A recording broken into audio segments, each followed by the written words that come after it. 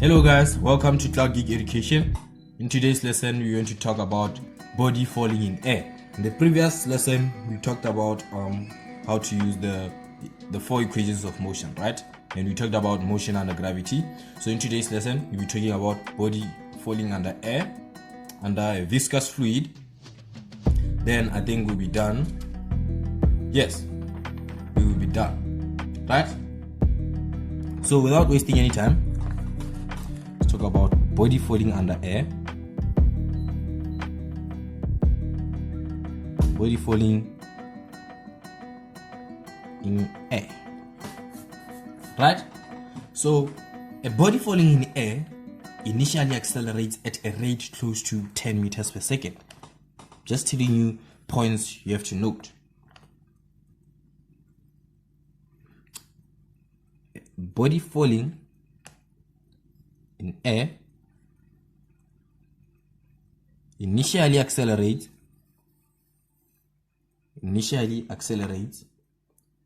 at a rate of close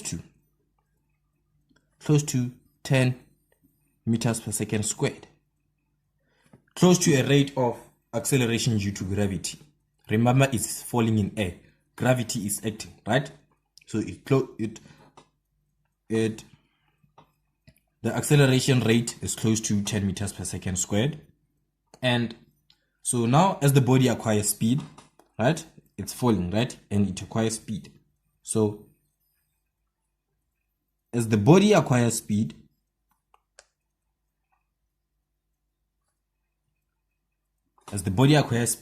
what happens? Air resistance starts to act. A force called air resistance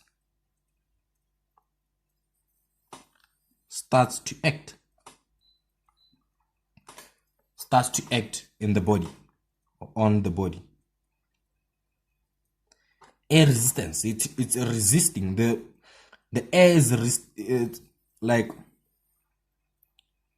disturbing the body to fall, right? It's resisting, meaning of resistance, right? So that's the force that will start to act, right? So at some point, because we know that when air resistance is acting on the body, weight also acts in the body. The force weight acts in the body, right? So at this point,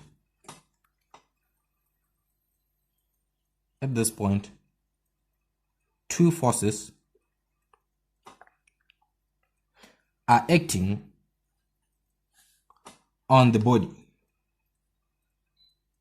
In physics, a body we mean an object, not a body in biology. Body like object, anything. We call an object a body. So at this point, two forces are acting on the body. What are those forces? Weight. Remember, weight is a downward force. So okay, fine. Let me draw this. Let's say this is a stone, right? It's dropped. It's falling in air, right? So it initially accelerates at a rate close to 10 meters per second squared, right? So as the body acquires speed, it's falling. Remember, it's falling. As it acquires speed, air resistance starts to act. The body is falling this stone is falling this direction. So when air resistance is acting, it means it opposes the direction, which means air resistance will act this way, upward. Air resistance, right? What about the force acting downwards? The force acting downwards, it's the weight of the body. It's the weight of the body. Weight will be acting downward, right? So the weight is constant. If the stone's weight is 2 newtons, it's 2 newtons. It's constant. Air resistance is the one that continues to increase as the body acquires speed. Let me write this down. Weight is constant,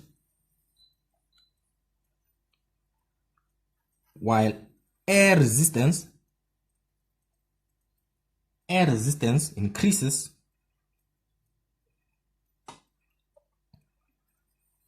with increase in speed. with increase in speed, right? Weight is constant. Weight is constant. Know this.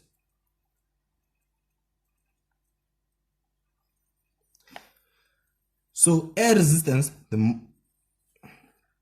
more the body is increasing the speed going downwards, the more the air resistance, the more the air resists. Let me put it that way.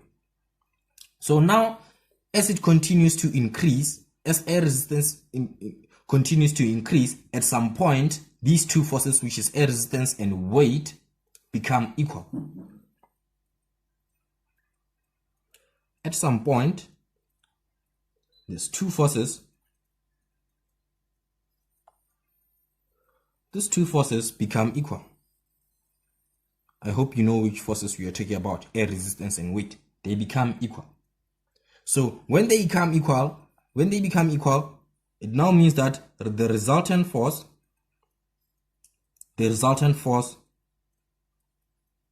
is zero. The resultant force is zero.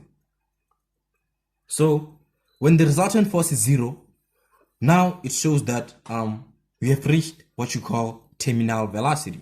Since the resultant force is zero, we have reached terminal velocity. Talked about terminal velocity in the previous lesson, right? So the body moves with a constant velocity known as terminal velocity.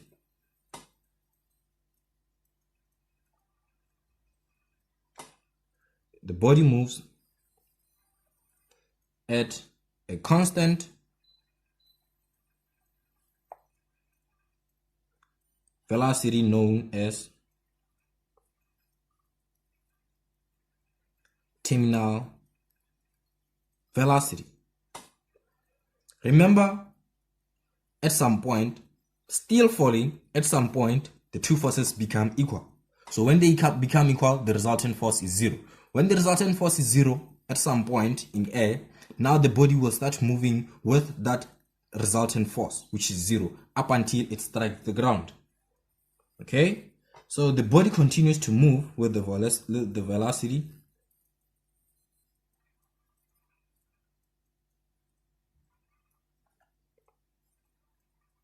The body continues to move with this velocity until it strikes the ground. So we have listed, I can say that we have just listed the steps. What happens when a body is falling in air? We have listed them all. This is exactly what happens when a body is falling in air. Two forces are acting in the body, which is air resistance and weight. At some point, they reach terminal velocity. After they reach terminal velocity, they'll strike the ground with the constant velocity. Now let's talk about body falling in a viscous fluid. Let's talk about a body falling in a viscous fluid.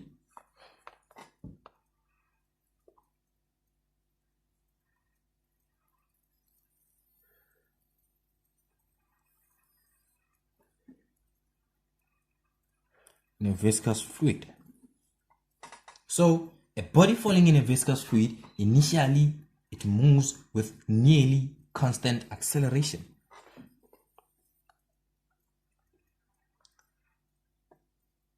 They are not the same, guys. Body falling in viscous fluid is not the same as body falling in air. That's why they are not explained both at once. A body falling in a viscous fluid initially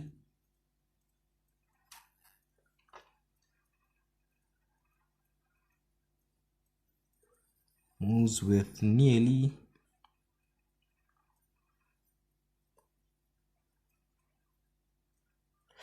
constant acceleration,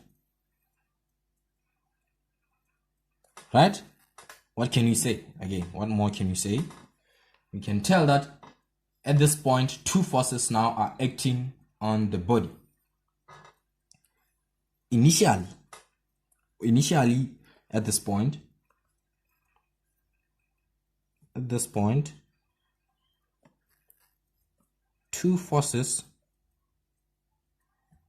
are acting on the body. Two forces are acting on the body. What are those forces? Now we are talking about the viscous fluid, not air. So one, we have upthrust force, also known as upward force, which are upthrust force or upward force, right? And what again? The body's weight is always included. Upthrust force and the weight. The body's weight is always included, right? And the body's weight, remember, the weight acts downwards, right? It's also known as, let me write it down here, the downward force, weight or the downward force, right? So as the body acquires speed, the viscous force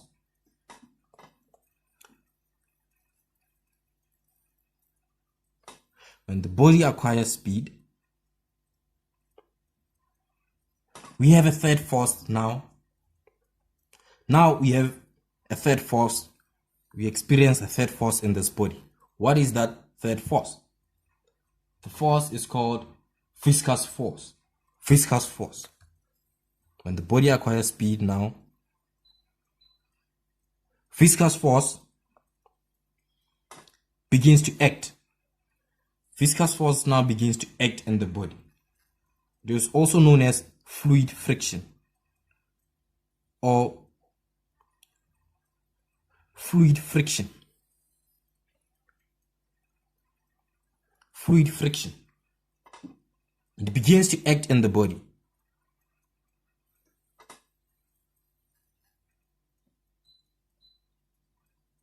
And it's opposing the direction of the body. Now, unlike in body falling air, in viscous fluid, three forces are acting, right? Three forces are acting, while two are opposing. For example, let me draw a body. There's a stone, right? So it nearly moves at a constant acceleration at this point. Now two forces are acting on the body, which are upthrust force, known as upward force, to begin to act, right?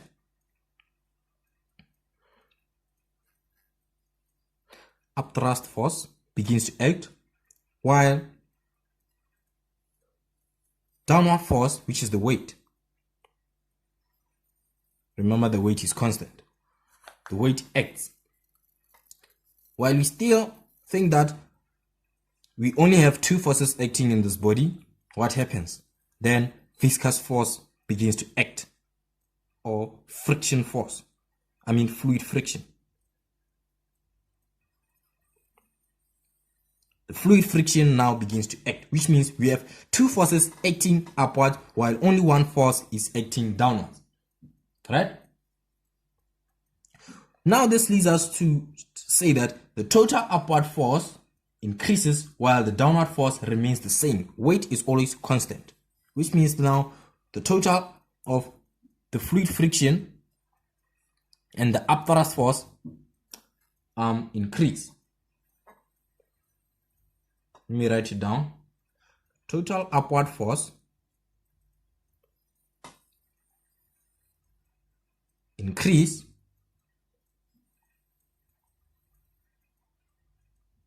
while the downward force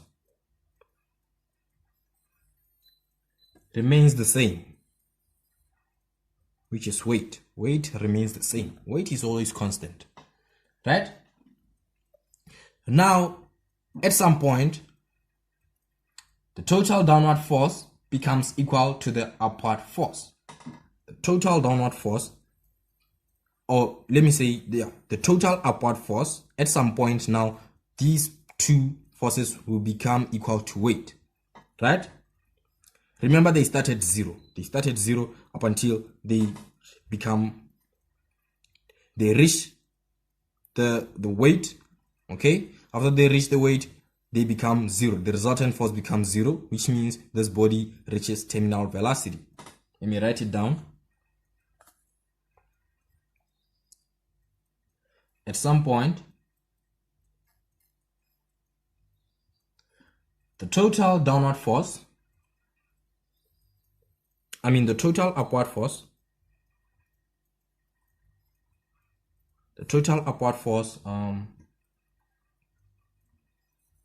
becomes equal to the total downward force, which is weight, right? What happens when they become equal? We say terminal velocity is reached.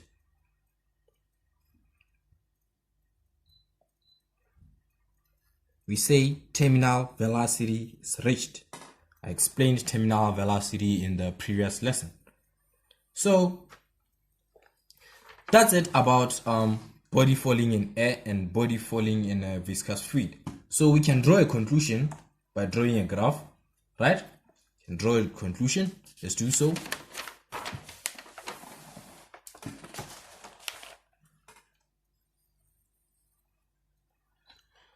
What can we say? Can draw a graph of velocity against time. Can draw a graph of velocity against time.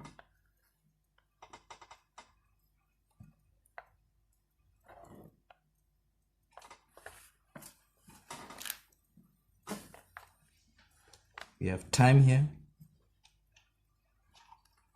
and velocity in meters per second. Time in seconds, right? Velocity against time. So when you draw the graph, it has to be like this, right? They are falling. Forces begin to introduce themselves through the way up until they reach terminal velocity, until they strike the ground.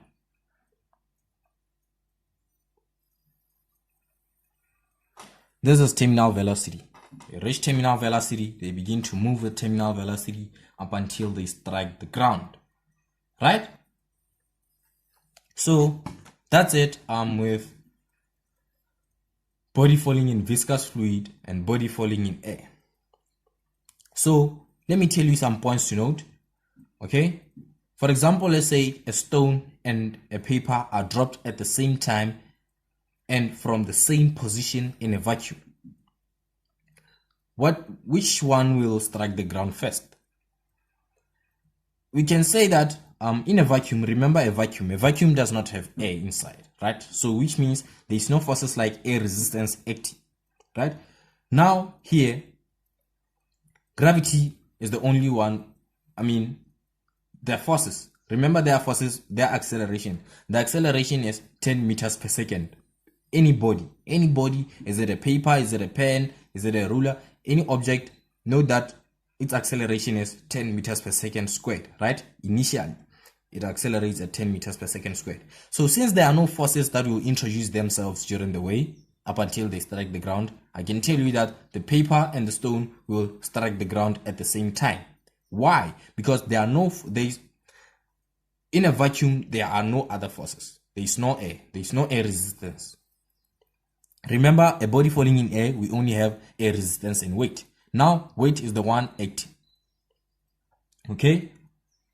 So, that's those are some of the scenarios examinations like tricking students about. So, I'll see you guys in the next lesson, where now we'll be talking about the Newton's law of motion. Yes, we'll be talking about the Newton's law of motion. So please like, share and subscribe.